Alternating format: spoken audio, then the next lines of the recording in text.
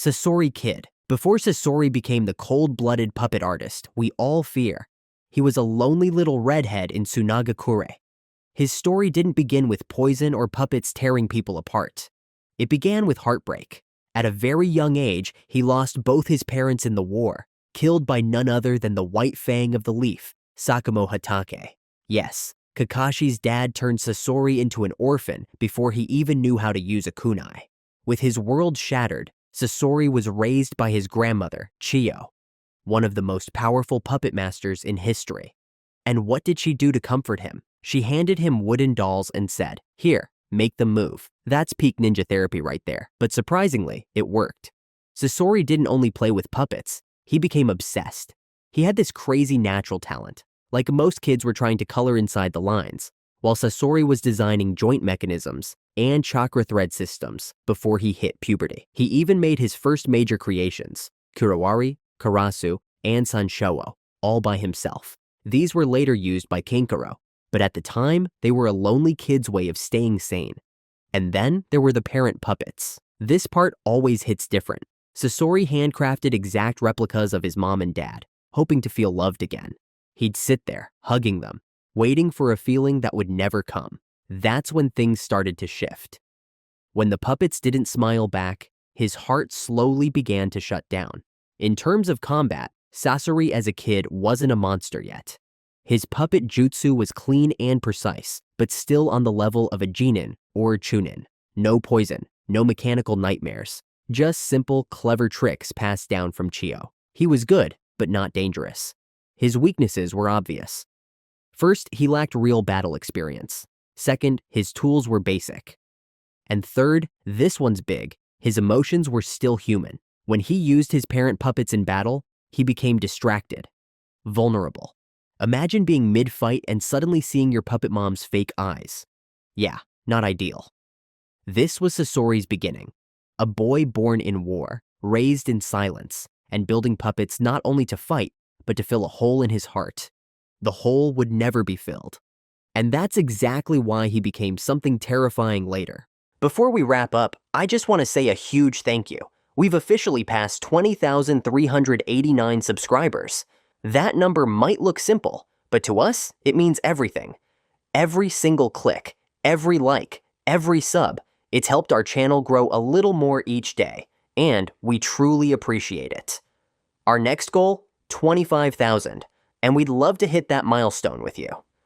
If you've enjoyed this video, or if you just love diving deep into the ninja world with us, hit that like button and smash the subscribe if you haven't already. Let's keep growing together. Now, Sasori Shinobi. Fast forward a few years, and our little puppet boy had grown into a skilled shinobi of the Sand Village. By around age 15, Sasori was already considered an elite ninja. But instead of being a proud hero of Sunagakure, he chose to walk away. He dipped so hard he didn't even leave a goodbye letter. Classic puppet boy move. This was the era where he started going full mad scientist. Obsessed with the idea of eternal art, Sasori began experimenting with turning actual people into puppets. Yeah, he looked at human corpses and thought, that would look great with a hinge and a poison launcher. Disturbing? Absolutely. But genius? Unfortunately, yes. During this stage, he refined his puppet-making techniques. He wasn't playing with wooden toys anymore. He was modifying them with hidden blades, retractable needles, and primitive poison systems. This guy could take a hug and turn it into a fatal injection. And let's not forget Kamushi, anime only, but essential to his development. Kamushi was Sasori's only friend. After losing an arm in battle, Sasori made him a prosthetic puppet limb. Sweet, right? Well, Kamushi later died from Sasori's poison. Accidental, probably. But instead of mourning, Sasori turned him into his first human puppet. Because hey, friendship is temporary, but puppet art is forever, right? Combat-wise, Sasori leveled up big time. He could now control multiple puppets at once, and his battle strategies were becoming complex and deadly. He introduced early-stage poisons, slower than his future stuff, but still lethal over time. Think of it as beta testing for death. He was still human. No puppet body yet, no magnetic powers, and definitely no Hiruko armor. That meant a well-aimed kunai could end his whole career. Plus, he hadn't captured the third Kazakage yet, so his arsenal, while dangerous, wasn't at peak nightmare fuel yet. But mentally, something darker had set in. His emotions were fading. He no longer built puppets to feel less alone. He built them to escape being human. You could say this was the tipping point. From a boy searching for warmth to an artist obsessed with preserving stillness. A stillness that lasts forever. And if you think that's creepy, just wait until he turns himself into a puppet. That's when things really go off the rails. Human puppet now. This is where Sasori goes from deadly genius to straight-up legend of nightmare fuel. Making puppets out of wood? That's for amateurs. Sasori, he makes puppets out of actual people. Welcome to the world of Hitokugutsu, a technique so disturbing it probably made even Orochimaru go, "Whoa, chill." Hitokugutsu is a technical marvel. Sasori figured out how to preserve a person's chakra pathways, physical abilities, and even Kekkei Genkai after death, all while converting them into a fully functional murder puppet. That's not just necromancy. That's puppet science, baby. Let's start with his greatest trophy, the third Kazakage. This man wasn't just a strong shinobi. He was considered the strongest Kazakage in the history of the Sand Village. His unique ability? Magnet release, which let him control iron sand, a terrifying element with both offensive and defensive applications. That power alone made him a battlefield menace. And Sasori? He tracked him down, assassinated him, then turned him into a puppet like he was crafting a limited edition collector's item. This wasn't just a win. This was the shinobi equivalent of catching a legendary Pokemon, and then using it to sweep the Elite Four with poison-tipped claws.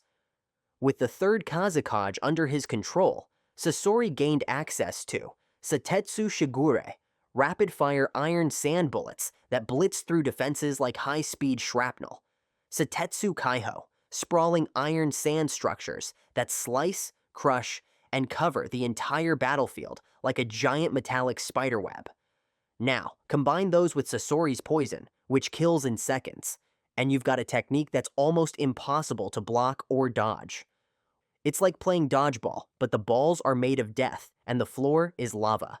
But there's one caveat. The puppet relies on Sasori's chakra and iron sand supply. If he's in a place with no iron, or if the puppet gets destroyed mid-fight, he loses access to that terrifying arsenal.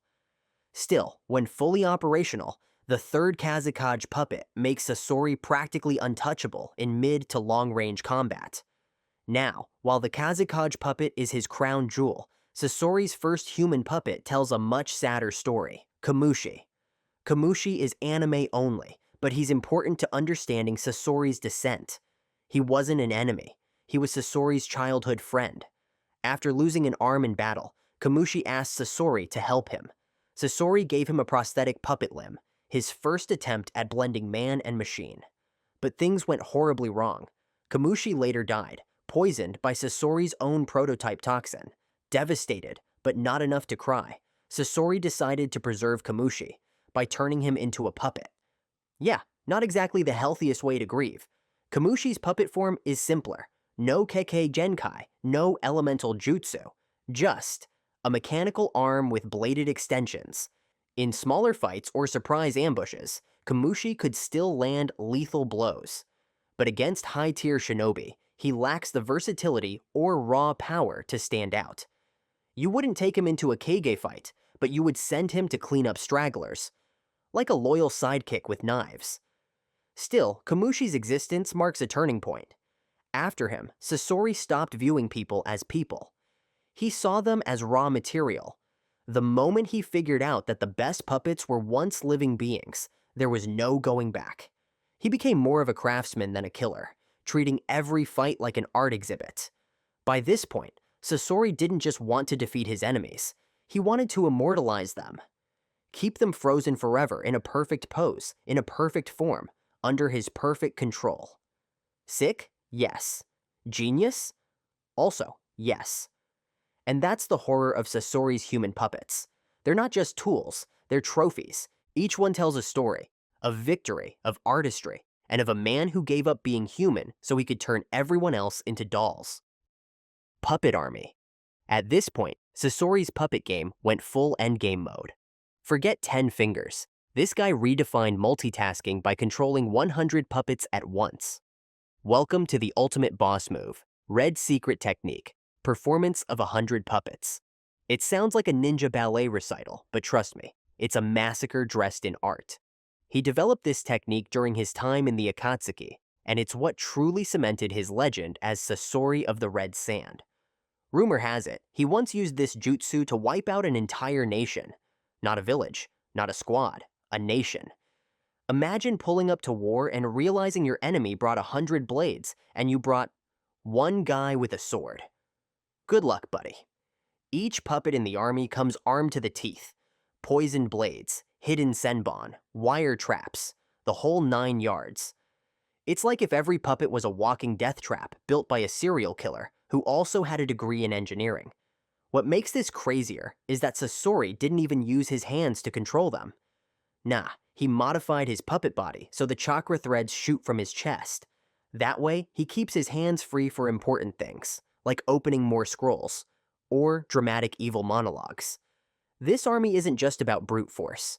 Sasori uses it to overwhelm, surround, and suffocate his opponents. You defend against 5? Great.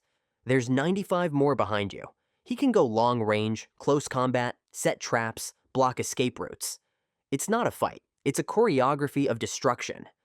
But of course, even masterpiece techniques come with fine print. Individually, these puppets aren't that strong. One-on-one, they can get smashed to pieces if the enemy is skilled enough. And while Sasori is an S-tier puppeteer, he's still only one brain. His focus is limited. That means while he can control 100 puppets at once, he can't make all of them fight like geniuses simultaneously. Some are just there for crowd control. That's the trade-off. You get quantity over quality. But when the stage is set right, and Sasori has room to operate, this technique becomes an unstoppable storm of blades, poison, and pressure. It's a work of art. If your idea of art involves being stabbed 37 times in under a minute, Hiruko. Now, before Sasori starts throwing 100 puppets like ninja confetti, he usually rolls out something a bit more compact. Meet Hiruko, his battle armor puppet. It's technically his 11th puppet, but also his most fashionable one, since it doubles as a cloak, a tank, and a creepy disguise. Most people in the Akatsuki, or even in the Shinobi world, never saw Sasori's real face. Why? Because he spent most of his time hiding inside this hunched bug-like contraption with a demon mask on the back and a giant mechanical scorpion tail sticking out. Not suspicious at all. Hiruko isn't just for show, it's loaded. The tail? It's laced with poison and can whip around fast enough to block attacks and take out enemies with a single strike. You'd think this guy was overcompensating for something, but turns out it's all very practical. That tail, pure chaos. Left arm? It's got a projectile launcher that fires poison shrapnel. The mouth also fires poison needles. Basically, if you're within 5 meters of this thing and it breathes, you're going to need an antidote. Fast. Hiruko also allows Sasori to fight without revealing his real body. That's the whole point. He can stay hidden, protected, and deadly. It's a walking fortress with just enough firepower to keep opponents busy, until Sasori decides to stop playing nice. But here's the issue. Hiruko is slow, like turtle wearing ankle weights, slow. And in a world where ninja can move faster than sound, that's a problem. Also, it's just a puppet. Strong, yes, but once someone like Sakura lands a direct hit, it's game over for Hiruko. She literally punched it to pieces. So while Hiruko is good for keeping Sasori's true form under wraps and softening up enemies, it's really just an opening act, a warm-up, a test round. Once it breaks, that's when Sasori finally steps out, drops the cloak, and shows the world what a real nightmare looks like. Spoiler alert, he's not wearing anything under it, except more puppets. Sasori's puppet body. Alright, now we've officially reached peak insanity. Sasori wasn't satisfied with turning other people into puppets. No. He looked in the mirror one day and went, "You know what would make me better? Wooden joints." That's right, he turned his own body into a puppet. Somewhere between his teenage rampage and joining the Akatsuki, Sasori said goodbye to his human body. The only thing he kept was a single chunk of flesh, his heart, sealed inside a mechanical core. As long as that little box survives, he lives. Everything else? Replaceable, upgradable, totally puppetified. And why'd he do this? For eternal youth. Not just the glowing skin kind. We're talking immortal killer doll type of youth. He stopped aging, stopped feeling pain, stopped needing food or sleep. Basically, Sasori became the ultimate anti-human. And weirdly, he looked like he was in his 20s forever. Skincare routine? Just replace your organs with cogs. Now let's talk weapons. His puppet body came stacked, rotating claws that spin like death fidget spinners. Hidden compartments with scrolls that summon fire and water attacks like a mobile jutsu launcher. And most importantly, the built-in chakra thread system in his chest, letting him control his 100 puppet army on command. He could even rebuild himself mid-battle. You slice off an arm, he plugs in a new one like it's Lego. You blow up his torso, scroll out a fresh torso. The only way to actually kill him is to destroy the heart core. And that thing's tiny, protected, and moves between bodies. With this setup, Sasori could fight endlessly. No stamina bar, no injury cooldown. He could outlast, outmaneuver, and outcreep almost any opponent. But of course, there's always a weak point. That heart core, if you hit it, game over. It's like putting your life inside a soda can and saying, please don't crush this. On top of that, Sasori got a little cocky. He was so confident in his new puppet body that he stopped taking threats seriously. Like, oh, I don't need defense, I'm art. Spoiler alert, he needed defense. Still, this was Sasori at his absolute peak, a puppet controlling puppets, with a heart that beat only for perfection. It's poetic, it's terrifying, and it's also probably the creepiest life decision ever made in the Naruto universe. Edo Tensei Sasori. But even death couldn't keep Sasori off the battlefield. Years after his fall, he was brought back during the Fourth Great Ninja War thanks to Kabuto and his oh-so-ethical summoning, Impure World Reincarnation. Yep, zombie mode unlocked. But here's the catch. He came back in a regular human body. No puppet frame, no hidden compartments, no giant tail or scrolls up his spine. Just human meat and bones. Honestly, for a guy who literally ripped his body apart to avoid being human, this had to be the ultimate cosmic prank. He still retained his intelligence, battle knowledge, and understanding of poison. But let's be real, without Hiruko, the third Kazakage puppet, or his 100 puppet army, Sasori was basically cosplaying himself. He fought using basic puppet techniques, chakra threads, and standard Ronin puppets. But his combat flexibility and pressure were severely nerfed. It was like watching a retired rock star come back with no band, no guitar, and just vibes.